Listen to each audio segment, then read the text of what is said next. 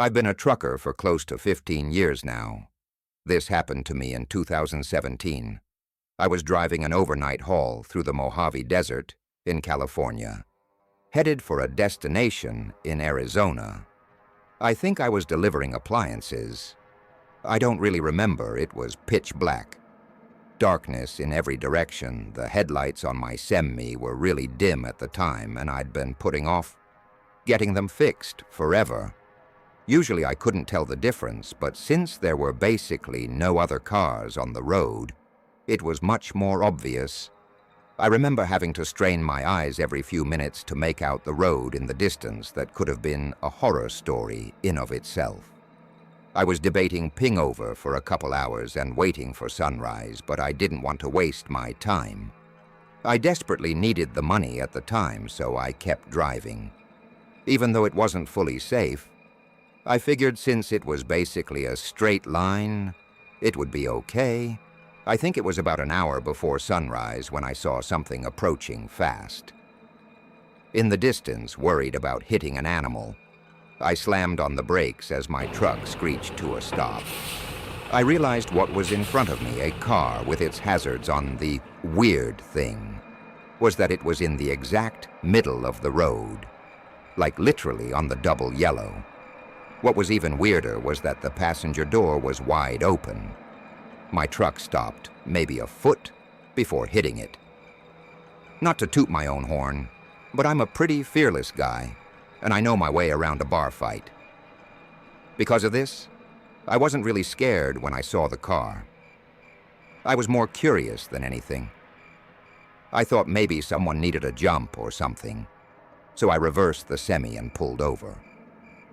I thought about throwing some flares down, but decided against it, since I hadn't seen a single other car on the road. Besides this one, I got out of my truck and made my way over to the car. It was a warm, still night. I remember thinking how strange it was that there was almost no wind. It was also really quiet that night. The faint click of the hazards was the only sound in what felt like the entire desert. I got a little closer to the car. I vividly remember that it was a new-looking red Ford Fusion. I approached the car a little cautiously, like I said. The passenger door was wide open. I walked around the car and stopped in my tracks. It was completely empty. I made sure of it, too. Checking the back seat and anywhere someone might be laying down there. Was literally no one inside. All of a sudden, I was much less sure about the situation. I was expecting someone to need help of some sort. Maybe even someone who took a nap in a really dumb spot.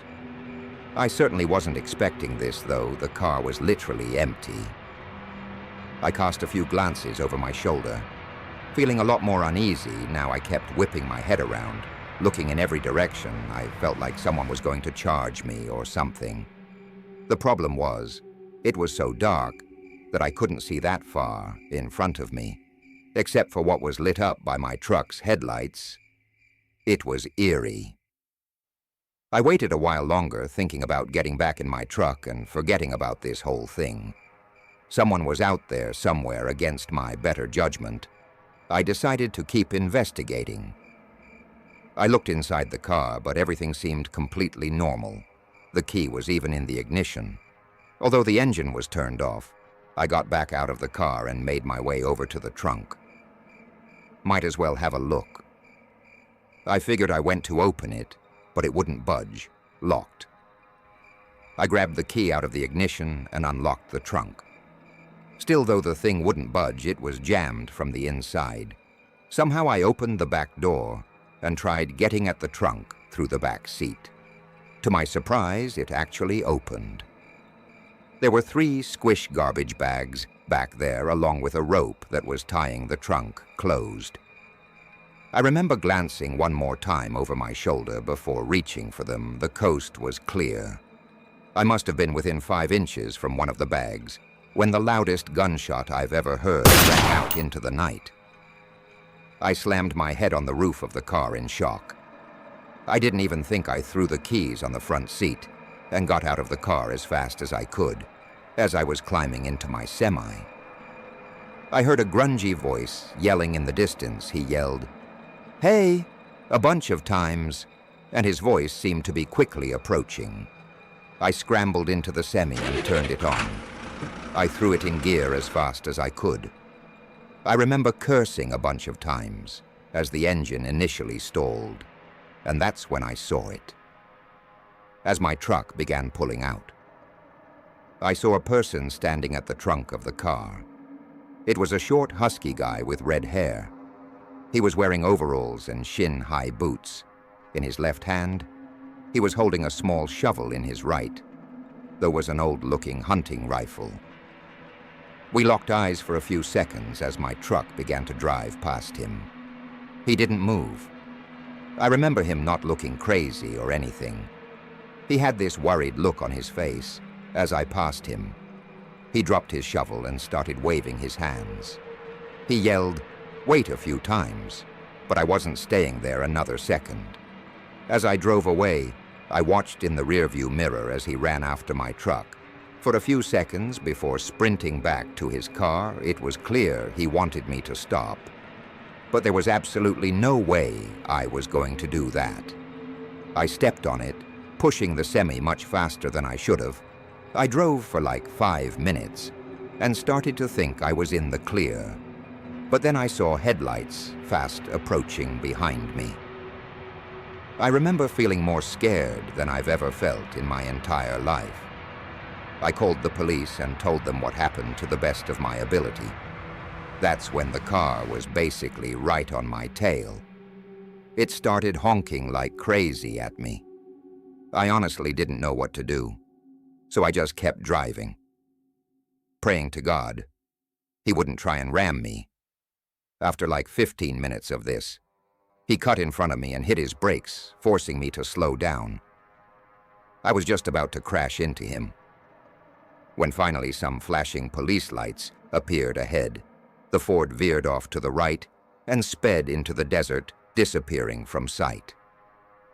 I pulled over and waited for the officer to show up. I frantically told him what had happened, but the useless cop decided to get a report from me rather than chase the guy down. I was so pissed about that, I told the guy like twice that he could probably catch up to him if he left. Now the cop told me not to worry and that they would do a thorough search as soon as backup arrived. He sent me on my way and said they'd call me if they ever had an update for me. They never did. None of my buddies have a story this crazy, and I've told it more times than I can count. I know what you're probably thinking. That guy was definitely burying bodies. That doesn't really explain why he had such a small shovel, or why he tried to follow me. The bags in his trunk were also too small for that. Although some of my buddies think he might have done some dismembering for my own sanity, I like to think that he was burying some other kind of animal, maybe putting a diseased dog out of its misery or some dangerous snakes. I really have no idea. Either way, I've never been totally comfortable driving through deserts late at night after this experience. I'm sure you've seen some of the more modern videos online where truckers will document their daily routines and provide tips for each other, or maybe you haven't. But being as I'm on the younger side in this industry, every time I open TikTok or YouTube Shorts, that's all I see.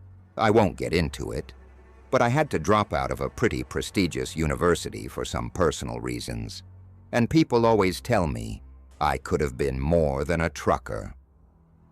It's honestly not a that gig, though. I've been making deliveries for north of 2 years. Obviously, the only strenuous part of the job is the long hours. You can never truly gauge how the isolation will affect you without experiencing it firsthand. My only advice would be to make peace with whatever demons might be lurking in your subconscious, because they'll definitely eat at your brain in the lonely hours. That's what happened to me. Anyway, this happened to me 3 months after getting employed by my first company. I was basically as new in this trade as one could get. I was driving from southern New Jersey to Lafayette, Indiana, a 12-hour drive. 12 hours driving might not seem that crazy, but factor in the fact that I just completed an 8-hour trip, and that should put things into perspective. I wanted to get deliveries done as quickly as possible, so I opted to drive through the night. I'd get to Lafayette just before 3 a.m.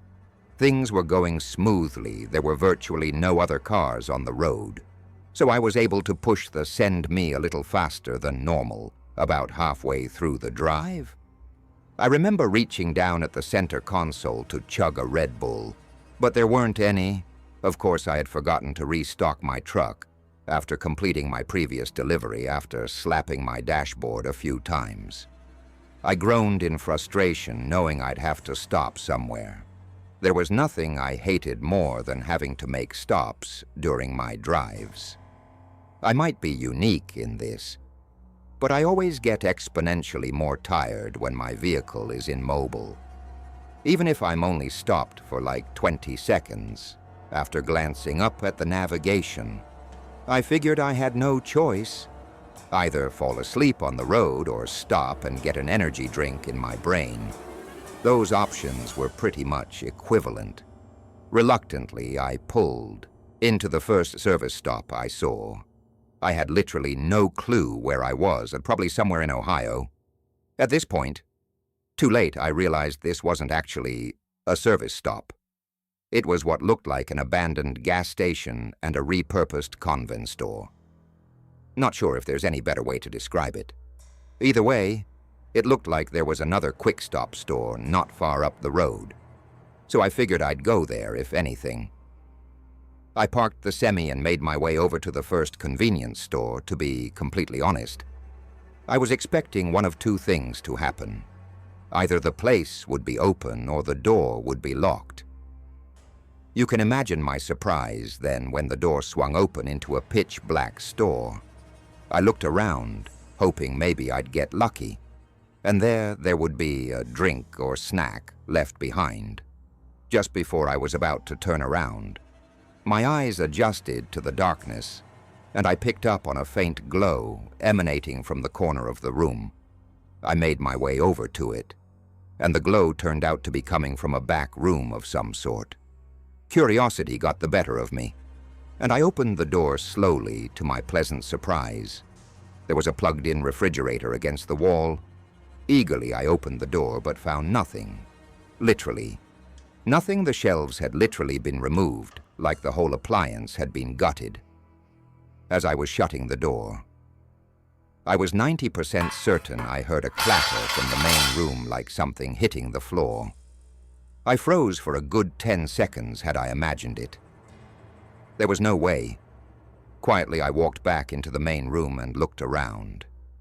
Nothing. Part of me wanted to keep investigating. I didn't have time for this, though I walked out the entrance door and basically jogged to the other shop. It was open, thank God. I paid for my drink and made it back to my truck. Something about this whole stop felt wrong. I needed to get back on the road as soon as possible. I took one last glance at the abandoned store and noticed the door was now open. I was 100% positive. I had shut it behind me. It wasn't my job to figure out what was going on here, though. So I started the engine and merged my Semi back onto the highway. The caffeine started kicking in and snapped me out of my tired haze. Pretty quickly, my mind began to wander, and I started thinking about how bizarre that whole thing had actually been. I guess a squatter or an abandoned building wasn't the strangest thing in the world, but my brain couldn't explain that refrigerator. No matter what theory I thought of, I tried to forget about it and kept driving. It was then that I started noticing weird movements in the curtain behind me. Sweat started dripping down my forehead. I watched in the rearview mirror as the curtain seemed to billow and move. Even though I didn't have the air on, I thought, the worst? There was someone in my truck. I didn't have any weapons on me or anything, so I discreetly punched in the nearest police station on my phone. The drive. There was the most tense and horrifying 20 minutes of my life. I kept imagining that person reaching out to grab me or trying to crash my truck. Finally, I approached the police station. I stopped the semi as close as I possibly could get and basically ran over to the police station in seconds. My truck was surrounded by police, and after I opened the back, what I saw will stay with me for life. The police pulled out 3 homeless-looking people, 2 men and 1 woman. They were wearing rags and were wrapped in nasty-looking blankets. One of the men was armed with 2 switchblades. All 3 of them refused to talk, but stared menacingly at me as they were getting cuffed.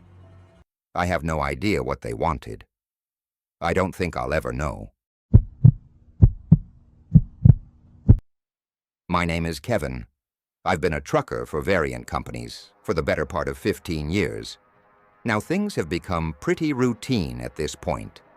Pick up the goods and materials, verify them for accuracy, and deliver them as instructed. We're not paid by the hour, so efficiency is the most important thing in this line of work for someone like me who's been doing this forever. I like to think I can outwork all these young guns that are snapping these jobs up.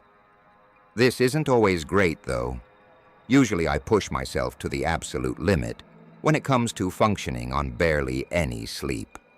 4 years ago, I was working for a warehouse based in North Dakota. For anyone who doesn't know, North Dakota is one of the flattest states, which makes trucking a little easier. This also meant that skipping out on a few hours of sleep could mean the difference between employment and getting the sack. It was a chilly Tuesday morning in May. The beginning of the week meant that more loads needed to be shipped, which meant more work for me. I wanted to KN it all out in one shot, so I traced my route into Montana accordingly, planning on not stopping even once to sleep. I hit the road a few hours after lunch, expecting to reach my destination very early the next morning. I pushed the semi as much as possible, doing maybe a couple over the speed limit. It was getting late, and I remember rubbing the crust for my eyelids as the clock ticked past midnight. I was having trouble keeping my eyes open, but I only had about an hour left in this drive, so I gritted my teeth and kept going. My buddy Tristan, who was also a trucker, introduced me to smelling salts when I first started out, if you don't know. Smelling salts are basically some kind of crystals in a little bottle. One sniff, and you're wide awake. You had to be careful, though. Too many backtack uses could be dangerous. Or at least that's what Tristan told me. They burn your nose a little bit, but whenever I needed a boost, I'd reach for the smelling salts. First, this was one of those times I took a big whiff and shot my head back. My reflexes taking over. I felt the adrenaline course through my body, and I hoped the feeling would last the rest of the drive. A half hour shot by, and I was really struggling. I felt myself start to doze off, and the blare of my truck drifting into the shoulder jolted me awake. This was getting dangerous. I thought I had to pull off. I was all alone on the highway, but there was nowhere to pull off. There was just woods on either side of me. I slowed the truck down, searching desperately for somewhere to pull over at this low speed. My headlights pierced through the darkness, and I was able to see a lot more as I looked around. I saw something that confused me. There was a purple dress lying in the middle of the road. What the hell I thought rubbing my eyes was. I hallucinating. I blinked like 6 times just to make sure I wasn't going crazy. It was real. I approached the dress with my truck and stared at it as I rolled by. In hindsight, this should have been more of a red flag, but I think I was just too exhausted to process what was going on about 200 or so yards away. I passed a pair of shoes. Now I was starting to freak out what the hell was going on. I passed the shoes praying to God there would be a place to pull off. Soon my old man David was a super religious guy, so I clutched his old cross and hoped he would come through for me. A little further up the road, I saw a bunch more random clothing, some of which looked like little kids' clothing. This time, I stopped the truck. The panic started to set in. Something was very, very wrong. I sat in the driver's seat with the truck at a standstill. I was expecting something to happen, but it never did. So I did what my instincts told me to do. I stepped out of the truck and went to inspect the clothing. I still remember the feeling of the chilly morning air piercing my skin, which definitely helped my exhaustion. I approached the pile as cautiously as I could. It was indeed kids' clothing. It looked like there were both boy and girl pieces of clothing in the pile. I looked around into the woods, but I couldn't see much of anything in the darkness. I had my head on a swivel, worried that this was some kind of trap. I decided it was not my business to figure out what was going on, so I made my way back to my truck. Just then I heard a crunch from the left. I whipped around, trying to see what was there. I stood there waiting to hear another sound. After about 30 seconds, there was another crunch. But this time, from the opposite side of the road, my survival instincts kicked in, and I sprinted towards the truck. I jumped into the front seat, but just before I slammed the door, I heard a child's scream ring out. I froze, my heart bursting out of my chest. I was caught in a crossroads. I wasn't going to fight some random people in a pitch-black woods, but I couldn't just abandon some helpless kids. Either before I could make a decision, another almost identical child's scream rang out without thinking. I turned the truck on and pointed its nose toward the spot in the woods. Where I heard the noise, my headlights lit up about 30 yards into the woods. There were 3 or 4 people, one of whom was holding a massive speaker. They ducked behind a couple trees as my truck lit them up, but I had exposed them for just enough time to make out what they were doing. They hid from the light.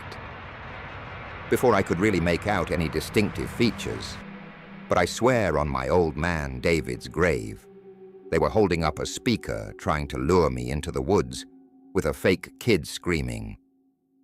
I was just in shock.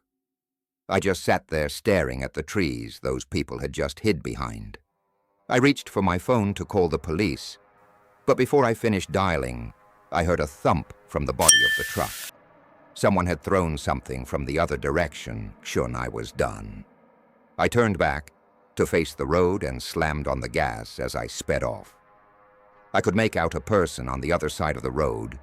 He shouted something I couldn't understand before launching something at the truck that cracked the glass of my passenger side window. I drove the final hour in silence. I was too scared to process what had just happened. But there was no way in hell I was stopping to sleep in those woods. I completed my delivery and then knocked out.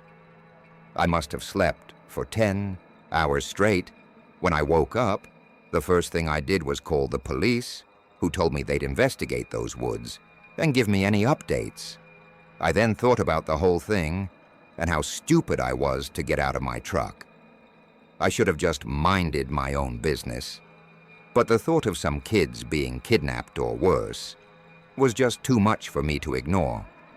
To this day, I still have no idea what those people were trying to do. I don't know why they didn't just rush me when they had the chance, or what they were planning to do to me if I ran out in the woods after the kids screaming.